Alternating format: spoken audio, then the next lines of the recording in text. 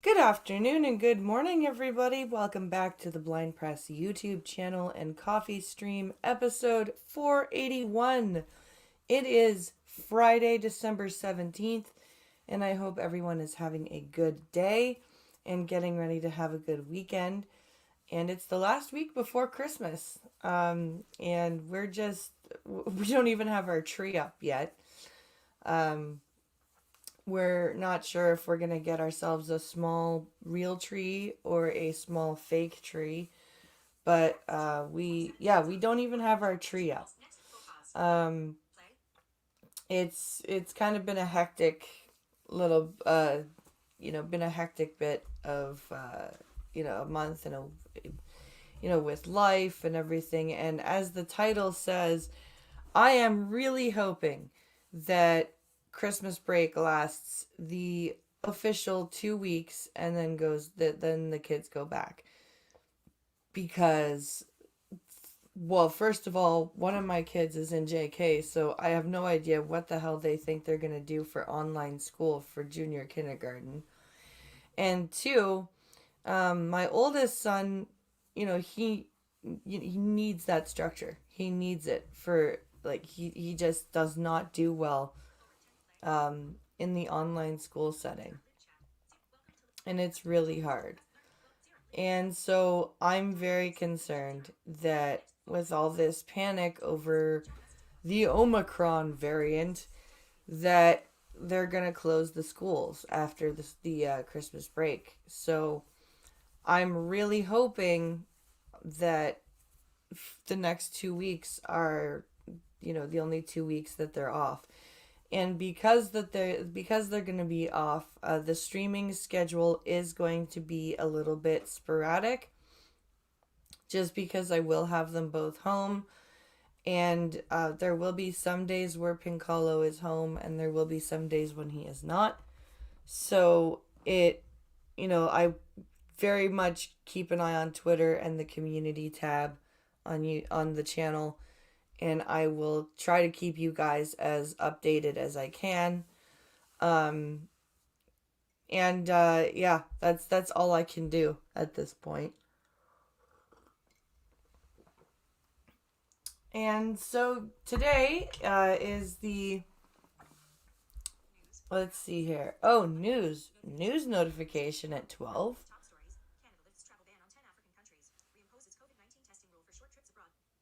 Uh, Canada lifts travel ban on 10 African countries and reimposes testing on short travel trips. Interesting. Greetings, Costin. Which is more evil, school or panic? I would say panic. I would definitely say panic is more evil. So let's get into some, like, the panic is so bad that they are handing out free rapid antigen tests at the fucking liquor stores. I'm not kidding. Like, this is actually something that is going on here. I'm gonna grab that story. I'm actually gonna grab that story and share it with you guys in a minute. Where is it?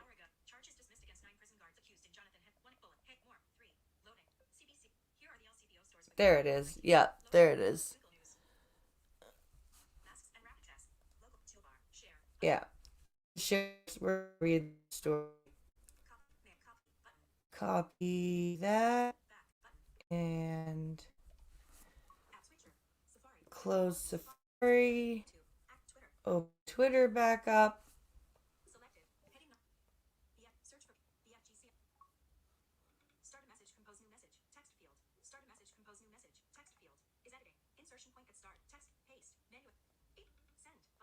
There we go. Okay.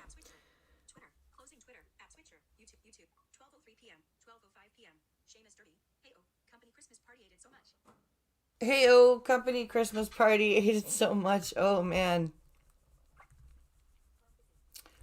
Ah, company Christmas parties.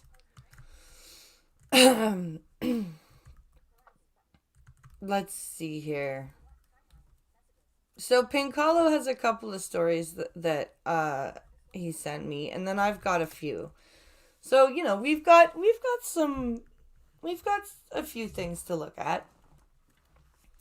So let's see here. We did learn in 2020 that travel bans are racist. Yes, we did learn that. But only if the people that we don't like are imposing those travel bans. They're completely okay if the people that we like are doing it. But if the people that we disagree with politically are imposing the travel bans, then those travel bans are incredibly racist. Just they're horrible, they're racist, and they need to be lifted immediately.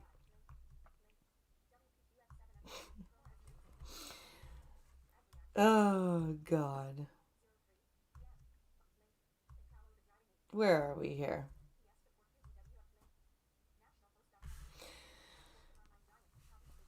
So here we are. This is a National Post article that I'm pulling up here. I'm going to go and share the screen for you guys. Come on.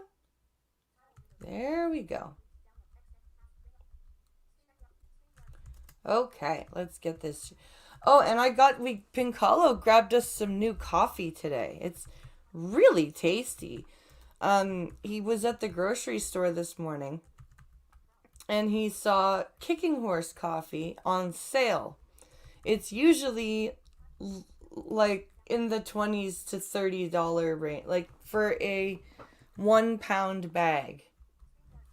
It's usually $20. It was on sale for 9 today. So Pincalo grabbed us a bag.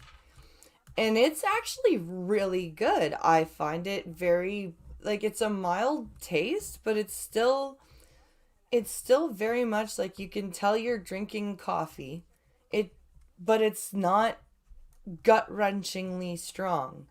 I made a pretty strong pot but it's not, stupidly bitter, overly bitter. Do you know what I mean? It's got a nice round mild taste. It's not a weak taste at all. Like you can still tell that you're drinking a nice strong coffee, but it's not got a sharp taste. It's a very smooth taste. And I'm really enjoying it. It's the smart ass blend of the Kicking Horse coffee. And I bet if I didn't put milk in here, it would actually be a little bit better. Like if I just had my small amount of sugar and didn't add my whole milk, it would have a little bit more of a bite.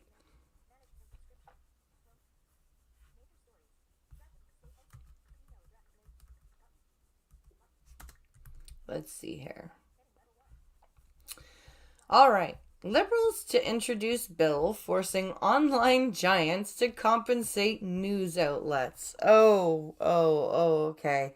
So online giants like Facebook and Twitter and YouTube, fuck off. The mandate letter to Heritage Minister Pablo Rodriguez. Oh, he's the Heritage Minister now. Oh, interesting. Also directs him to modernize the CBC. How about just get rid of the CBC if they're going to be this ridiculous? Just stop making the taxpayers have to pay for them. That's what I think. Okay. The Liberal government plans to introduce a bill early next year because the House of Commons is about to break for Christmas after being not in session for 5 months. Anyway, I digress. Forcing online giants to compensate news publishers and will rework its online I apologize, harms harms legislation following widespread criticism over its impact on constitutional and privacy rights. Okay. Hello, Selected Boy. Welcome to the stream.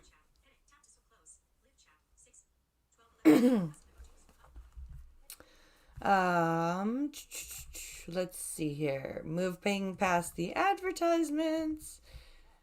Um, oh, the mandate letter to the Heritage Minister, Pablo Rodriguez, released Thursday, says he should, quote, swiftly introduce legislation requiring digital platforms that earn revenue from, quote, the publication of news content to share revenues with Canadian news outlets. Get fucked.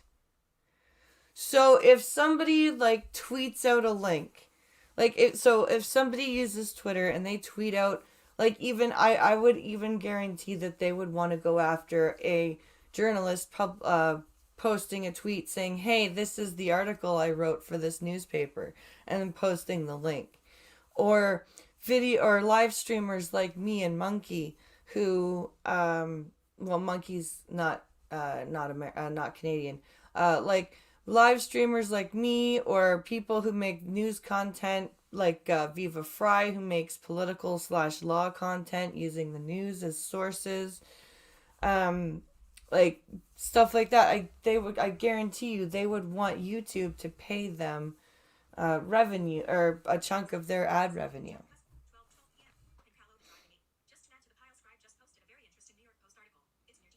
Just to add to the pile, Scribe just posted a very interesting New York Post article. It's in your DM. Oh, okay, cool.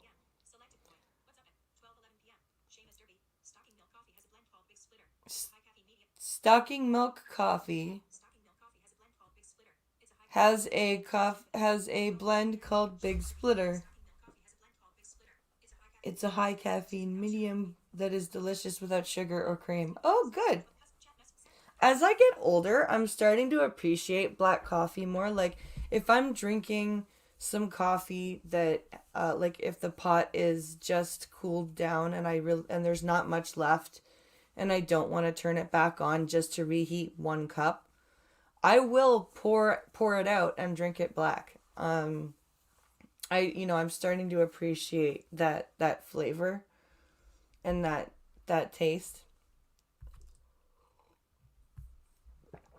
But yeah, my next cup that I'm going to pour, I'm going to try without milk. Just to see if, cuz I can tell that there's a bite there, but I think the whole milk is masking it.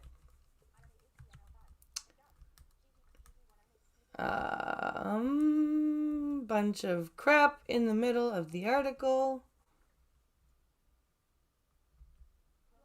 Oh my god. Okay. The legislation, which the letter said would, quote, level the playing field between global platforms and Canadian outlets, would be based on the model used in Australia. Oh, oh yeah, because Australia is working out great right now. And, quote, introduced in early 2022. The Australian model imposes bargaining rules for publishers and online platforms. It's favored by news publishers, but drew strong opposition from Google and Facebook when it was introduced by Australia. I bet it did. I bet it did, and I bet it is favored by news outlets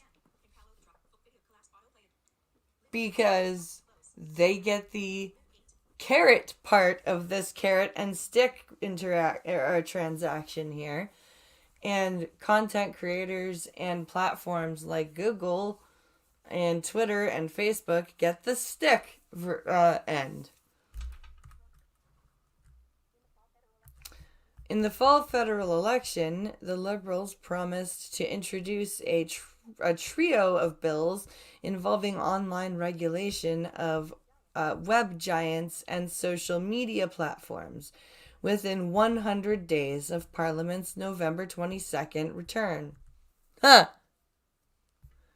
Just that's funny considering the fact that I think they're going to be breaking, what is it, today? I think it's like today or next week or something. That's just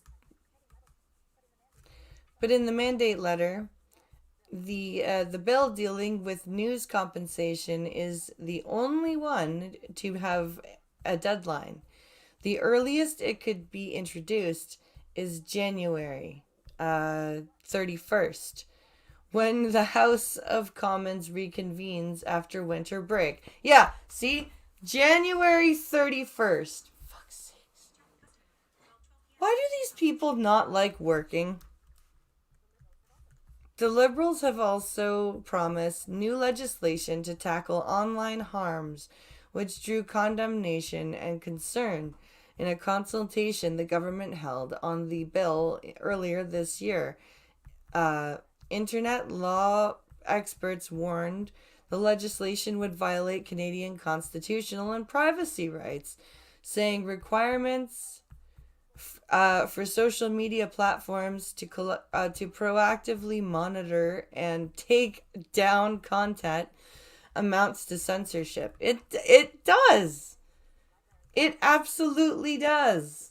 Even Canada's research librarians said the bill would, quote, all but guarantee that the system will lead to the mass removal of content empowering impacting individual freedom of expression rights. Yep, absolutely. But the Liberals want that because they want people to stop criticizing them. They want people to stop pointing out where they're fucking up massively.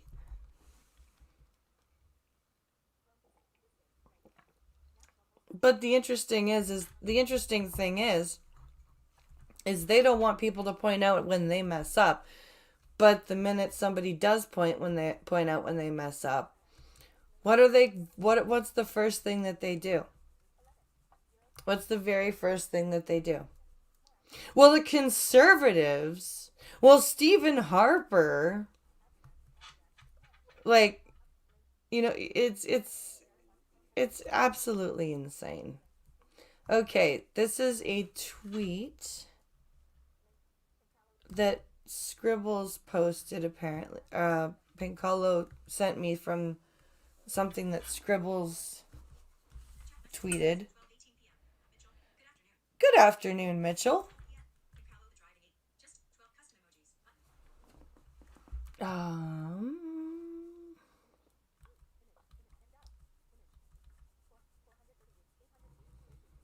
where's the link though? There's a picture.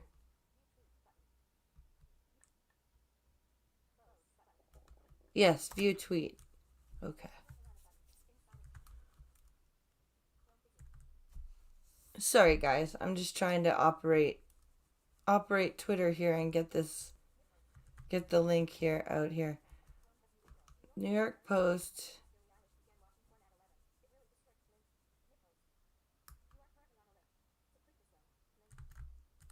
What?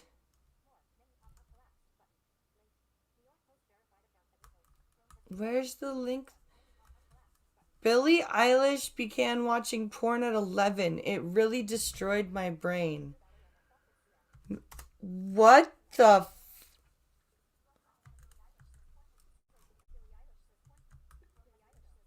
Okay, we're gonna watch that. We're gonna read this.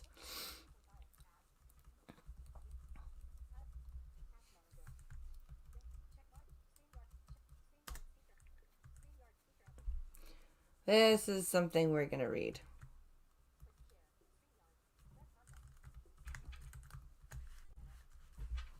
What's chat saying?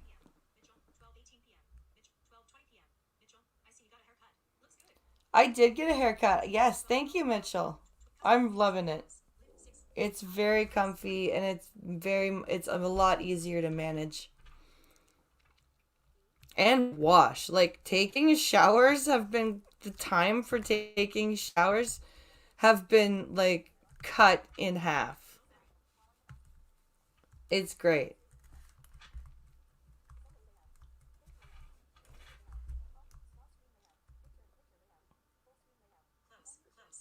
Oh, my battery is dying. That's okay. It will last until the end of the stream, and then I can charge it. Okay. Do share screen. Here we go.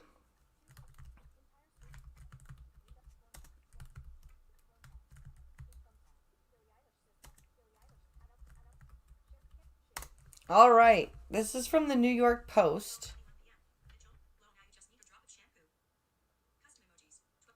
Yeah, exactly.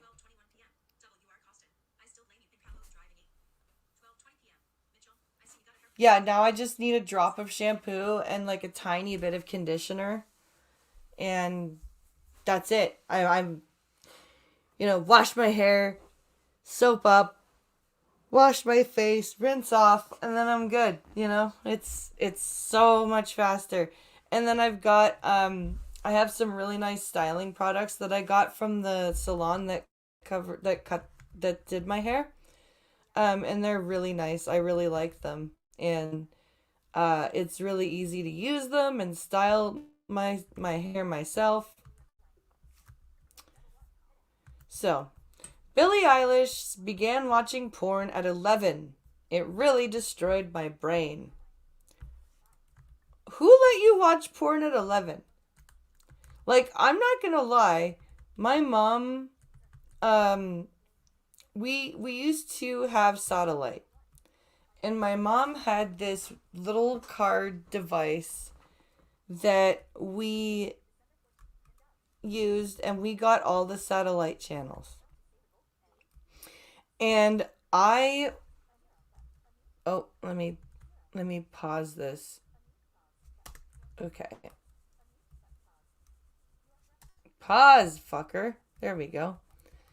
So, when I was like 13, 14, I would come home from school and my mom wouldn't be home for a couple of hours and I would look at the Playboy channel and shit. But my mother had already, like, I guess I was very lucky and very rare because my mom had age appropriate talks about sex with me ever since I was 4, because she had a friend who had passed away from AIDS when I was 4 years old, and I had asked her what AIDS was. So she had to explain in age appropriate terms what AIDS was. And, I learned about sex and condoms and all of that as I grew up. And then when I got to the grades where they started doing sex education, she was like, I want you to tell me what they're teaching you because I want to make sure they're not like watering shit down and like lying to you. But like, it's, I don't know. I just knew, like, when I was watching porn, I knew that it was fake. I knew that it was like, it was just something to do as a teenager because, teenagers are horny little fucks, right? Like, but I knew it wasn't real and I didn't obsess over it. Um, if you're going to watch porn, be sure to use the volume. It's not good to do it without sound. Well, especially if you're blind. Porn is evil, says Costin. Fortunately, I am an expert in evil. Haha. I want AIDS, lots of AIDS. Okay, so Billie Eilish says porn, quote, destroyed my brain after she began watching graphic online movies while she was still in elementary school. Well, why were your parents not monitoring your fucking internet usage? Jesus Christ. See, this is why, like, I have a friend, and her daughter just turned 11. And my friend got her an Apple Watch so that she could still like take phone calls and all that, but she wouldn't have access to Safari or TikTok or stuff that my friend couldn't monitor, because not only is my friend now a single mother, but she's trying to go back to school. She has 2 other kids and she's blind. So she cannot always be right there monitoring what her child is doing. But apparently, her daughter's friends' parents got them all brand new iPhones. And now their parents are bitching, oh, my kids are always on TikTok and, whoa, who knows what they're watching and oh, blah, blah, blah, and they're on the internet and blah, blah. And my friend's like, why didn't you just get them an Apple Watch? So you could stay connected to them, you could track them through like family sharing, and they don't have full access to the internet. Oh, that's just one more thing I have to learn. And she's like, dude, I'm blind and I figured it out. Like, why can't you do it? Why does it sound like she's admitting to watching snuff films at 11? I don't know, Pink Hollow. That's what it kind of sounds like. Graphic online movies. The singing sensation, who is now 19, made the shocking confession during the Howard Stern show on Monday. As a woman, quote, as a woman, I think porn is a disgrace, Eilish declared in the interview. No, you know what's a disgrace? Your parents. For the fact that they weren't fucking paying attention to you and letting you roam around the internet at 11, to the fact where you could find graphic online movies. Okay? Porn is not a disgrace. Alright? If it's done professionally and above board and properly, porn is absolutely not a disgrace. Alright? There's absolutely a place for porn. There's no reason to be calling it a disgrace. Ahoy hoy, Jaeger Pony.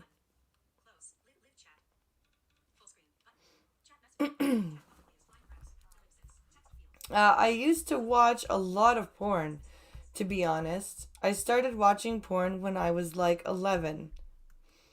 Yeah, exactly. And it's your parents' fault.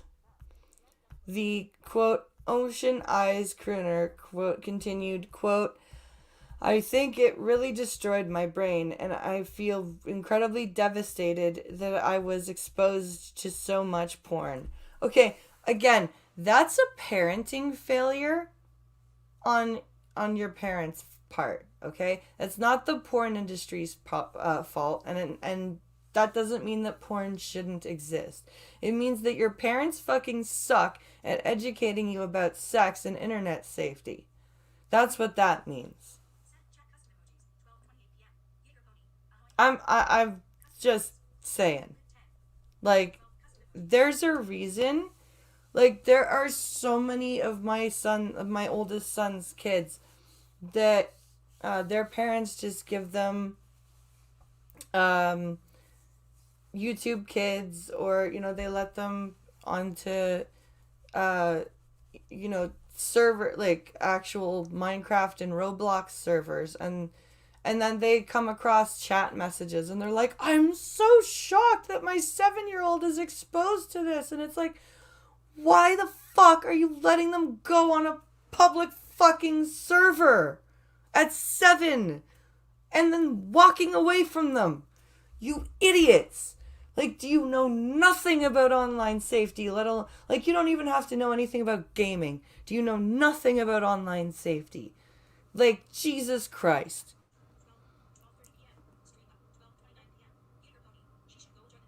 She should go join a nunnery. It's the only solution. I agree, Jaeger Pony. Um, but it's so frustrating. Like we let the boys play Minecraft and stuff, but they play offline because they're too young to go online, right? They're too young to go online onto servers and stuff like that. Just like 11-year-olds are too young to be given full access to the internet and allowed to, and just unsupervised, and because they will find the porn. They will find it. And if you don't educate them about sex and consensual sex and safe sex and porn and the fact that porn exists, They're going to find it and they're going to watch the shit out of it to the point where they become obsessed because you haven't discussed it. You haven't made it not a taboo.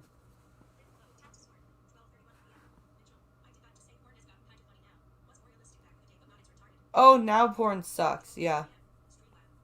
Porn sucks now. It's terrible.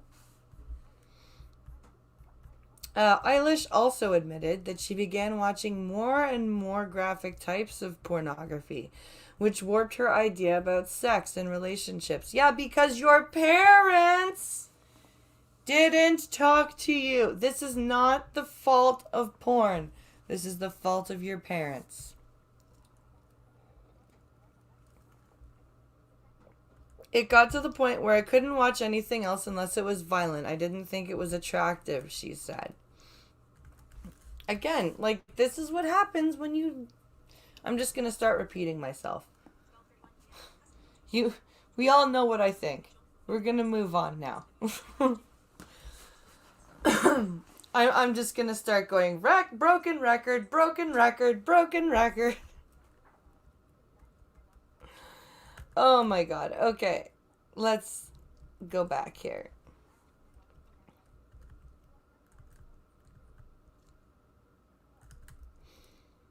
Come on. Close that.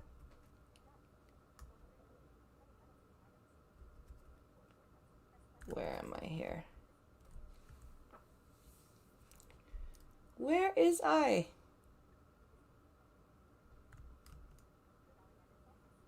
Okay, here I am. Now I know where I am. Okay.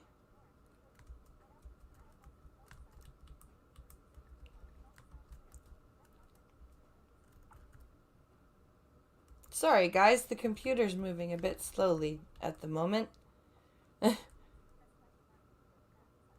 Go faster! Yeah, it's the Billie Eilish story, yeah.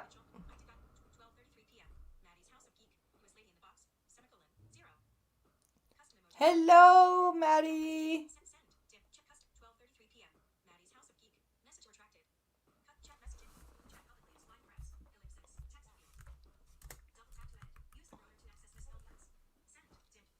Come on, go faster!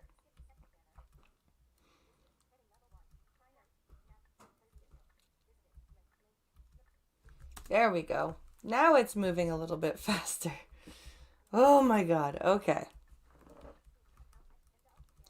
So, let's go on to the stories that I found. So, we're going to read this ridiculous story. So, the liquor stores in my area, I don't know if this is all across Ontario. I is the lady in the box. So I don't know if this is all across Ontario or not. But apparently the liquor stores in my area there are some of them that are going to be giving out rapid COVID-19 tests along with your purchase of alcohol. Cuz let's spread the panic some more. And let's I don't understand. These apparently cost what, $250 a test, or is that the PCR test that costs that much?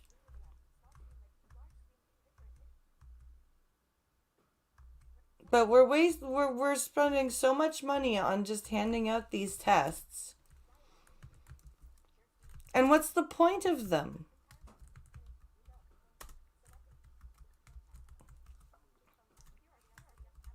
So this is the story that we're going to look at.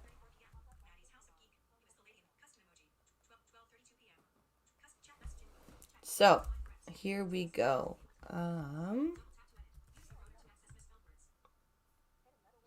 Here are the LCBO stores with rapid COVID-19 tests in Waterloo region and area. Because apparently everybody wants one of those when they go to buy their Christmas gifts or Christmas wine. So this was posted today, the 17th. So Kitchener.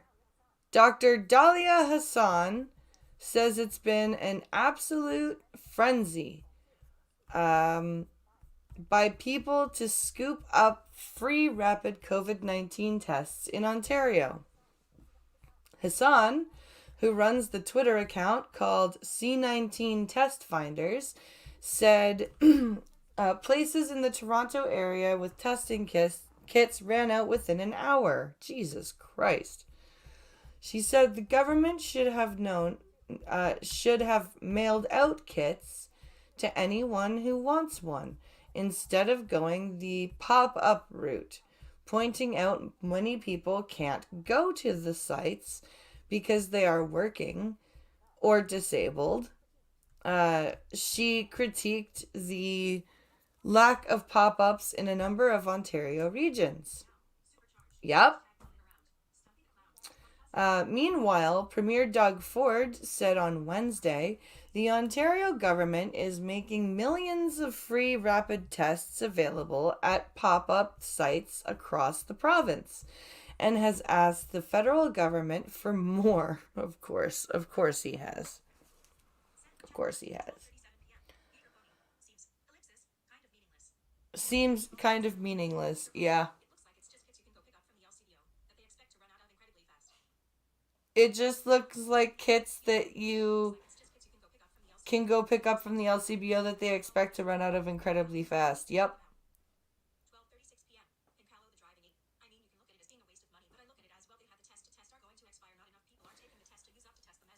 I mean, you could look at it as a waste of money, but the way I look at it is well, they have the test. The tests are going to expire. Not enough people are taking the test. You better use them up, so you might as well give them out. That's a good point. For now, kits will be available at LCBO locations. Here's where you can find them. Are in Waterloo region and surrounding areas. Cambridge. Let's see. There's a list here. You can, let's see, on Holiday Inn Drive near Highway 24, South Cambridge Center on Franklin Boulevard. And then in Guelph, you can find them at Scottsdale Drive and Stonewall West, or on Speedville Avenue East. In Kitchener, you can find... Oh, why are you refreshing, you asshole?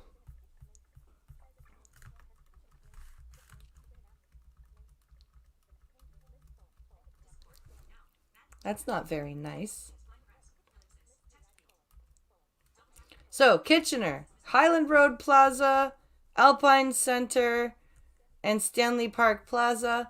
And in Waterloo, please not the one I want to go to, King Street and Northfield. Dope! Waterloo Town Square.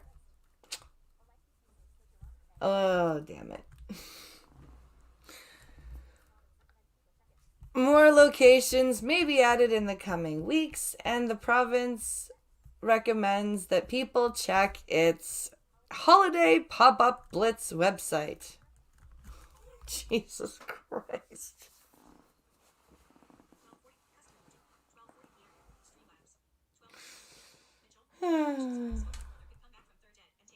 I only wish his crack smoking brother could come back from the dead and take over. You know what? He may have been a crack smoking crazy man, but he was at least better than Doug. All right. Where's the other stories that I have here? Oh yeah, here we go. Here's another story I found.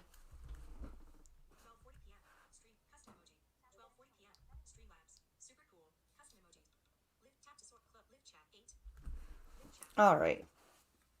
Let's see here. Come on, load, load, load, load. There we go.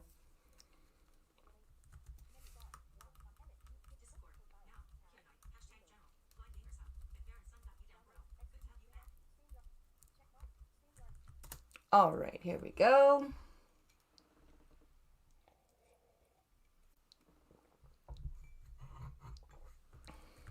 Come on, come on.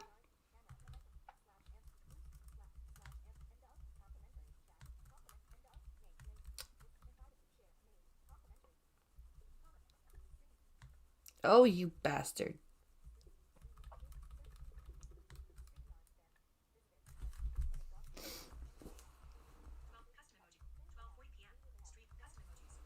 Go faster. There we go. Okay.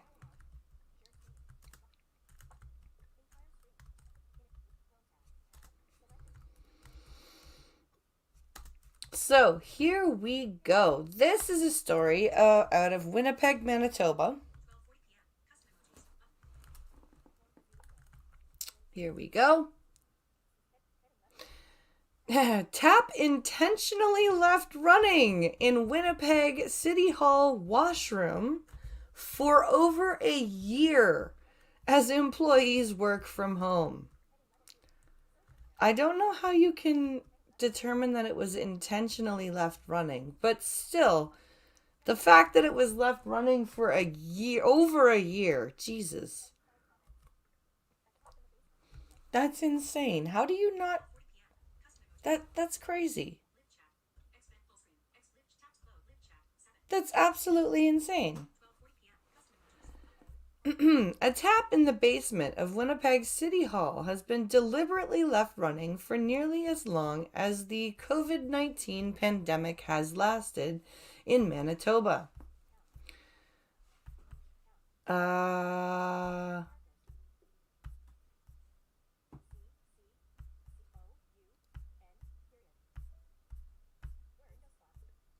Ah! I messed up. There it is. Okay. Um. I'm not sure what that is. What is it? A constable, I think? Sean Mason, uh, Trinskana raised the issue of the flowing faucet at Thursday's council meeting, saying it has been. Oh, Counselor Brandon Mason of Trinskana raised the issue of the flowing faucet at Thursday's council meeting, saying it has poured the equivalent of 3 Olympic-sized swimming pools down the drain. Jesus Christ! I don't know, Selective Boy, how they could leave water running and not notice. So they're saying not a single custodian did their job. Apparently, Michelle. It must be flooded by now. Well, I guess there's like a drain because it's the basement, right? And I guess there are drains that are in the floor. But I mean, like, there are many indigenous reservations in Manitoba that don't have clean water. And the Winnipeg City Hall tap, like in the basement, was just left running for a year, just pouring clean water. Quote, if a 50-year-old building requires taps to be on 24 hours a day, we have some serious issues, Mason told reporters after the city council meeting. The tap is in the men's washroom in the basement of City Hall. The handle on the faucet has been removed to prevent anyone from turning it off. Oh, and the tap is fully open. So, okay, so that's how they figured out it was deliberate. The handle's gone. Okay. That's ridiculous. Um, let's see here. A tap in the basement. Oh, why is it doing that again?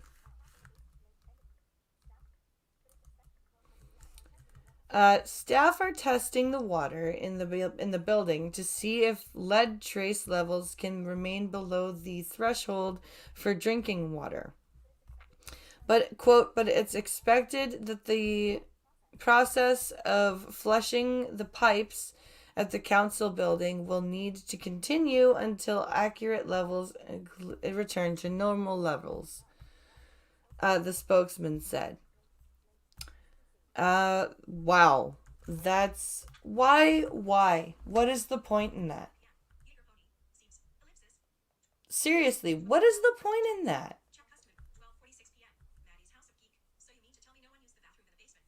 So you mean no? Apparently, everybody was working from home, Maddie.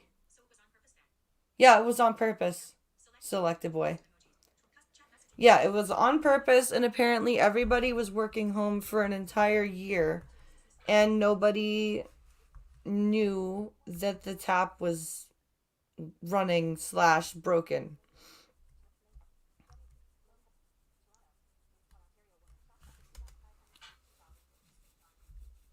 So yeah, that's a thing that happened. All right, so we have three more stories to read.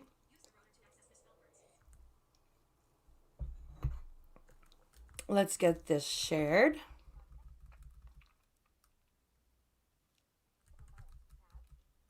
Come on.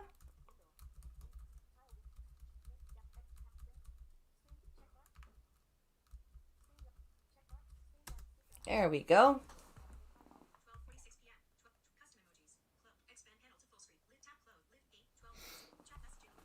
All right, let's get to the share button.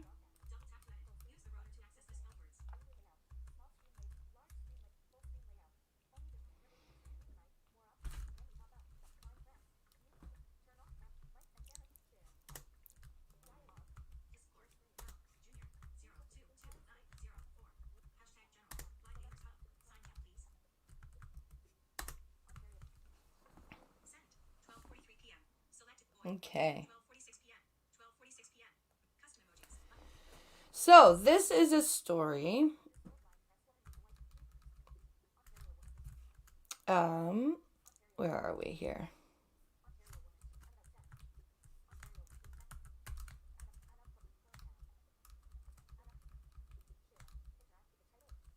Oh, oops.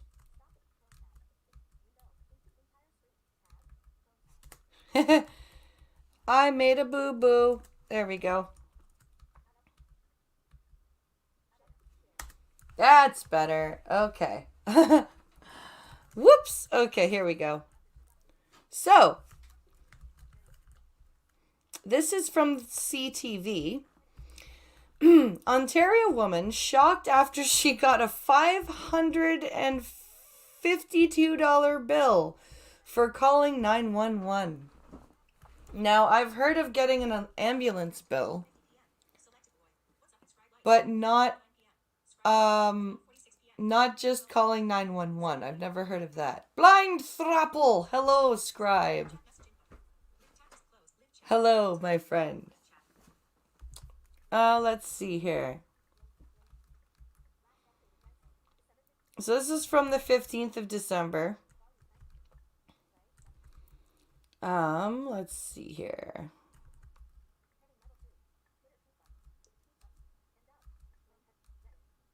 Come on. Oh my god, go faster. Okay, when you're in an emergency and you need help, you should call 911. But if you're not from the city you call in, you could get a surprise bill. Oh, really? Interesting. Quote, I think this is absolutely ridiculous. 911 is the number you call for an emergency. It's not my fault. I had an accident outside of my own city. Hamilton, Ontario, Tina Davies said. I would tend to agree. Like I mean like I said, I can understand, you know, because you get an ambulance bill. If you call the ambulance and you need to be taken to the hospital, you do get an ambulance bill. But if you need to call 911, like, I guess that lumps into the same thing. Davies said that in late November, she drove with her boyfriend and two young children to London, Ontario to visit other family members. Okay. While they were stopped at a stop sign, another another driver crashed into them. Oh god. Quote, he lost control and fishtailed and hit our vehicle and spun us around, Davies said. Jesus, at a stop? How fast was he going?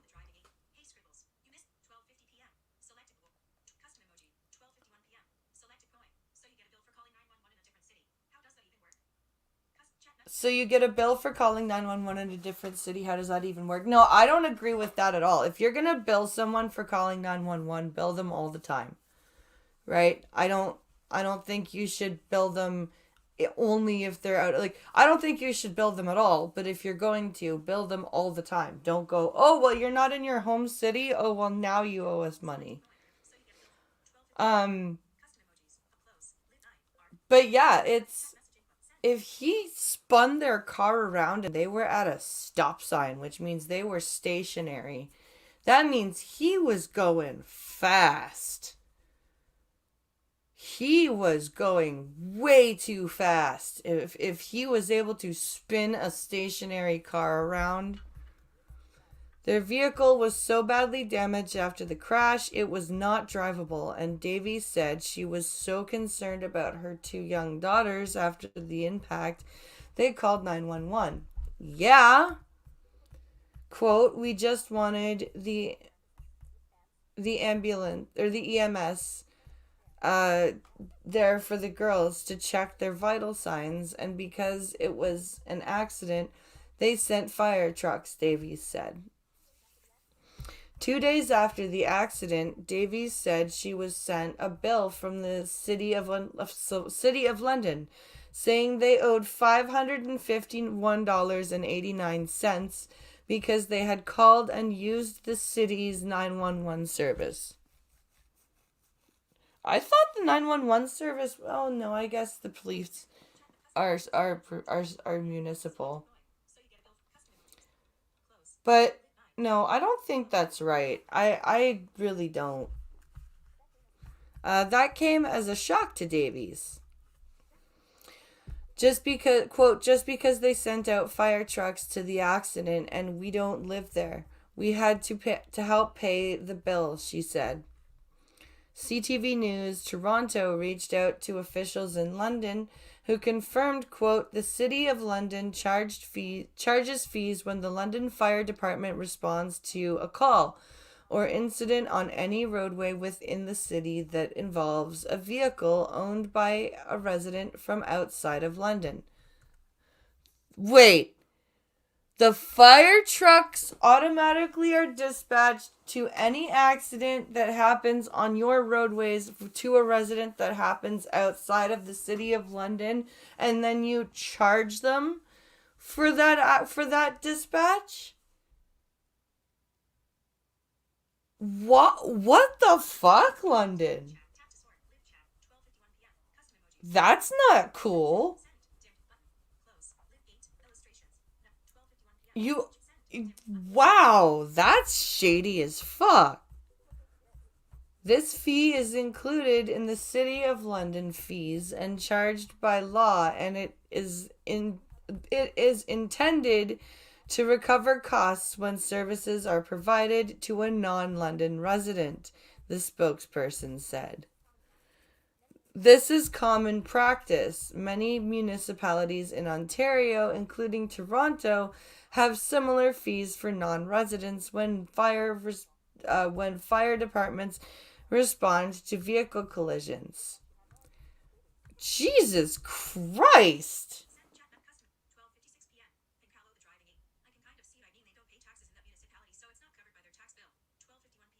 I can kind of see it, says Pincalo. I mean, they don't pay taxes in that municipality, so it's not covered in their tax bill.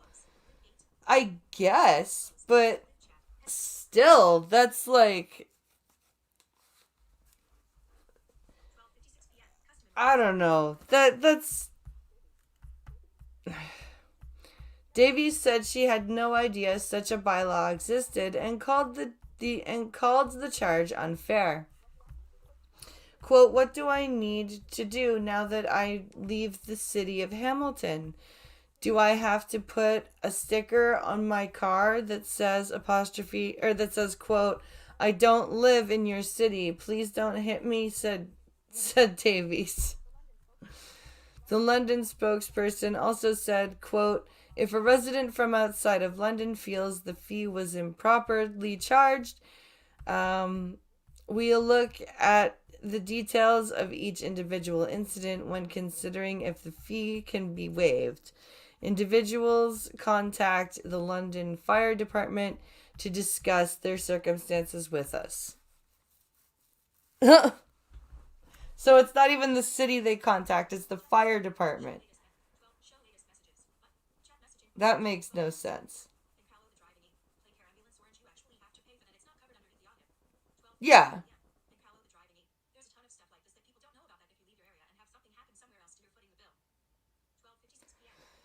Yeah, like the ambulance isn't even if you use the ambulance in your home city, you have to pay for the ambulance. That's one I know about. Like if you have to use the ambulance to go to the hospital, even if it's your home city, you still have to pay for the ambulance.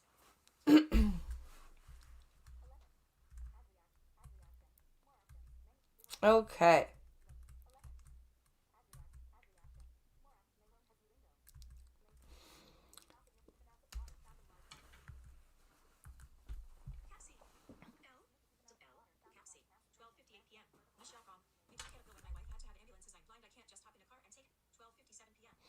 We didn't get a bell when my wife had to have ambulances. I didn't. I'm blind. I can't just hop in a car and take her. Yeah, you can get them waived, I'm sure. But for the majority of people, you have to pay.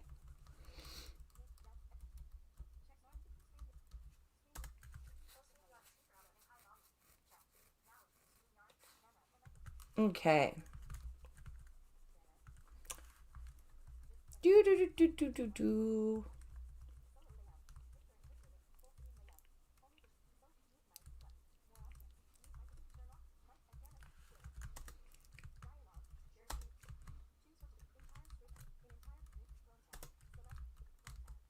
Okay. Here we go.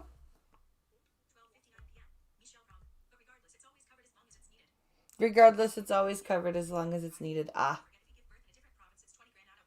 Yep. If you give birth in a different province, it's 20 grand out of your pocket. Yep. Absolutely. All right. Significant amounts of water found in Mars' massive version of the Grand Canyon. This was published Friday, December 17th. And we have a picture of Valles Marineris, which is Mars's version of the Grand Canyon, which is fucking huge.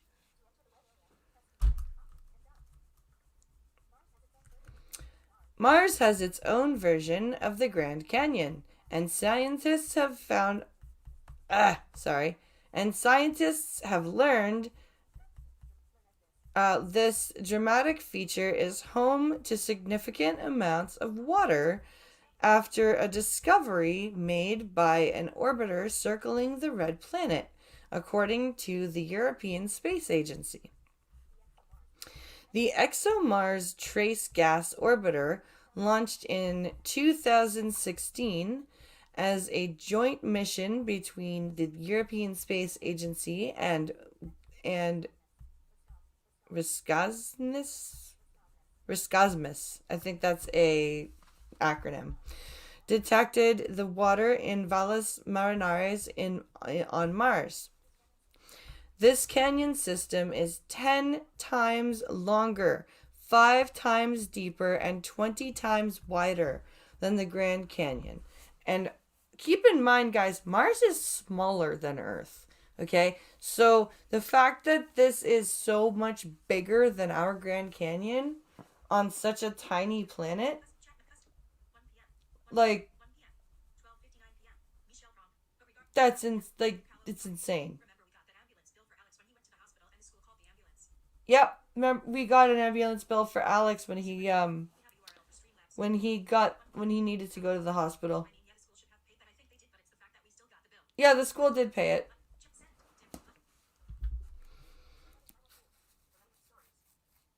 Where are we here?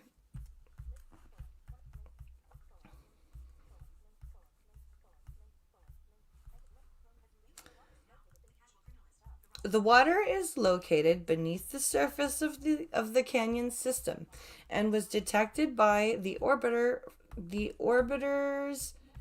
friend instrument, or fine resolution epithermal neutron detector. Interesting. This instrument is able to map hydrogen in the top meter, 3.28 feet of Martian soil. Okay.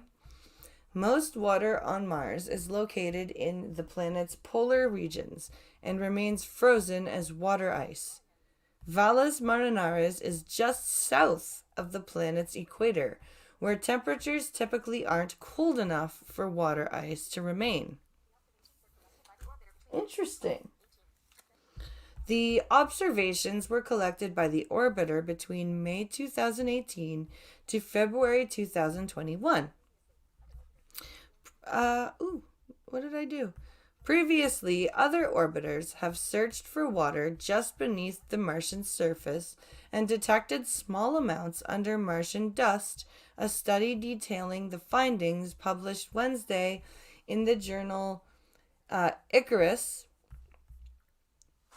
with the quote, with the trace gas orbiter, we can look down to 1 meter below this dusty layer and see what's really going on below Mars' surface, and crucially locate water-rich oases that couldn't be detected with previous instruments, said study author Igor Mitrofanov, principal investigator of the Friend Neutron telescope in a statement. Very cool. Very, very cool.